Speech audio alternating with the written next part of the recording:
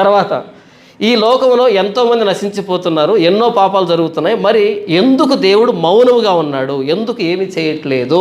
Right, ఎందుకు ఆయన ఈయన పాపాలు జరుగుతుంటే మౌనంగా ఉన్నాడు, ఏమీ చేయట్లేదు అంటే, ఒకవేళ ఆయన వెంటనే స్పందించుంటే ఈ క్వశ్చన్ రాయడానికి మనం ఉండం. మీకు అర్థమైందా? ఎందుకు ఆయన మౌనంగా ఉన్నాడు, ఎందుకు ఆయన స్పందించట్లేదంటే, ఆయన కనుక స్పందించుంటే ఇక్కడ దాకా మనం వచ్చి ఉండేవాళ్ళం కాదు, అందుకు మౌనంగా ఉన్నాడు.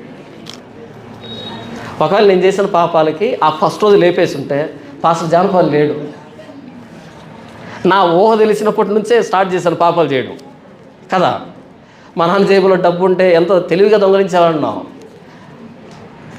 ఆ రోజే లేపేసి ఉంటే నా పరిస్థితి ఏంటి? లేదా ఈ ప్రశ్న రాసినటువంటి మీ జీవితంలో మీరు ఫస్ట్ ఎప్పుడు పాపం చేశారు గుర్తు తెచ్చుకోండి.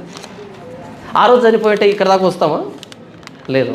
ఇంకోటి ఏంటో తెలుసా, ఆయన మౌనంగా ఉన్నాడు. ఆ మౌనంలో నన్ను ఆయన ఎంత ప్రేమిస్తున్నాడు, ఎంత భరిస్తున్నాడు, ఎంత సహిస్తున్నాడు, అది నాకు అర్థమైంది. ఆయన ప్రేమ నాకు బయలుపరచబడింది. ఆయన మౌనంలో నా పట్ల ఆయనకి ఎంత ప్రేమ ఉందో నాకు అర్థమవుతుంది. ఆయన సిలువ వేయడాన్ని తీసుకొని రాబడినప్పుడు ఎన్నో నేరాలు మోపారు ఆయన మీద. యేసు ప్రభు మారు మాట్లాడలే, మౌనం వహించాడు.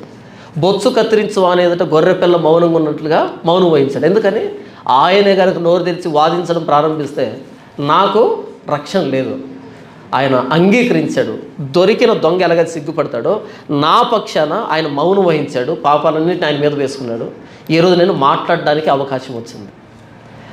ఆయన మౌనం ఈరోజు నన్ను మాట్లాడిస్తుంది. ఆయనే మాట్లాడుంటే నేను జీవితంలో మాట్లాడాల్సిన పని లేదు, సిగ్గుతో తలదించుకొని బ్రతకాల్సిందే.